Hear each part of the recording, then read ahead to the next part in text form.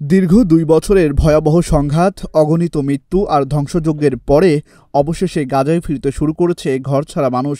দীর্ঘদিন যুদ্ধের মুখোমুখি লড়াই করা ফিলিস্তিনিদের চোখে মুখে এখনও ভয়ের ছাপ দেখা যাচ্ছে। ১১ অক্টোবর থেকে কার্যকর হয়েছে যুদ্ধবিরতি। মার্কিন প্রেসিডেন্ট ডোনাল্ড ট্রাম্পের মধ্যস্থতায় হামাস ও ইসরায়েলের মধ্যে এই ঐতিহাসিক চুক্তি সম্পন্ন হয় মিশরের শারম আল শেখ শহরে। এর ফলে দেখা দিয়েছে শান্তি ও পুনর্গঠনের নতুন আশার আলো।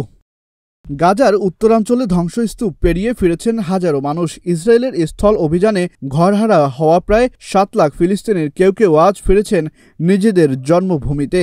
এক সংবাদ মাধ্যমে ৩২ বছর বয়সী আমির আবু ইয়াদ আবেগ আপ্লুত কণ্ঠে বলেন, এই অবস্থার জন্য আল্লাহর কাছে শুকরিয়া। যদিও আমরা ক্ষত আর বেদনার পরিপূর্ণ মন নিয়ে আমাদের এলাকায় ফিরে যাচ্ছি।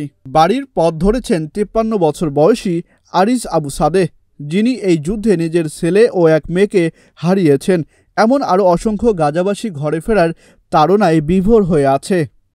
ফিলিস্তিন ও ইসরায়েলের এই যুদ্ধে অনেকেই হারিয়েছে পরিবারের আপনজনদের।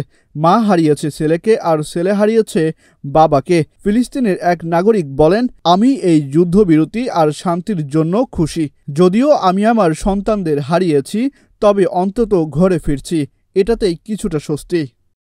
চুক্তির শর্ত অনুযায়ী ইসরায়েলি সেনা প্রত্যাহারের ৭২ ঘণ্টার মধ্যে মুক্তি পাবে সব জিম্মি ও প্রায় ১,৭০০ ফিলিস্তিনি বন্দী। তবে এখনও এই মুক্তির নির্দিষ্ট সময় ও স্থান প্রকাশ করা হয়নি।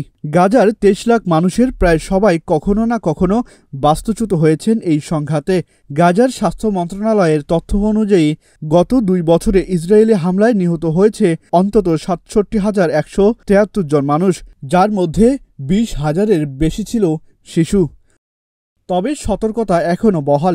ইসরায়েলি বাহিনীর সম্পূর্ণ প্রত্যাহার নিশ্চিত না হওয়া পর্যন্ত সীমান্তবর্তী এলাকাগুলোতে না যেতে বলা হয়েছে।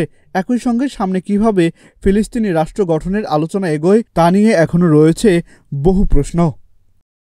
Ahsan Sakib, news plus 71 news desk.